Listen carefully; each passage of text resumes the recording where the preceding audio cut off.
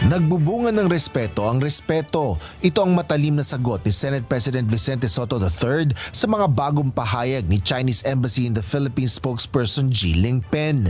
Kasunod ito ng pag-adapt ng mataas na kapulungan ng Kongreso ng resolusyon na kumukondena sa mga pahayag ng naturang Chinese diplomat laban sa mga opisyal at institusyon ng Pilipinas. Sa panibagong buwelta ni Ji, maring tinutulan at kinundena ng embahada ang aniyay anti-China resolution ng Senado.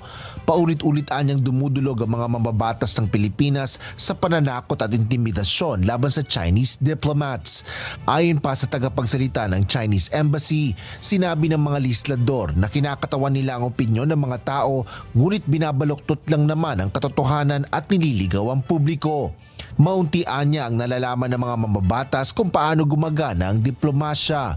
Ngunit sila pa ang nanghahamon para pahinain ang mga pagsisikap na mapabuti ang relasyon ng China at Pilipinas sa pamamagitan ng pagpapalaganap ng galit at konfrontasyon. Pansariling interes lang din anya mga nagawa nila kung saan ang naturang kaugalian ay nagpapahiya lang ng kanilang mga sarili.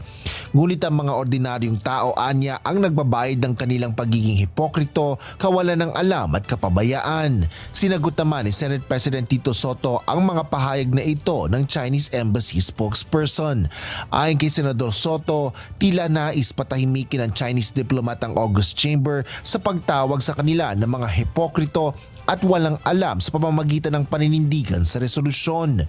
Aniya, sinabi ni Ji na tinatakot ng mga senador ang mga kinatawan ng China, gayong patuloy itong nagsasalita ng walang respeto laban sa kanila.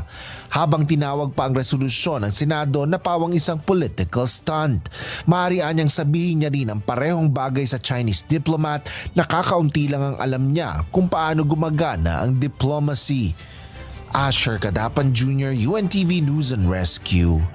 Diyos ang aming sandigan, serbisyo publiko ang aming pinahalagahan.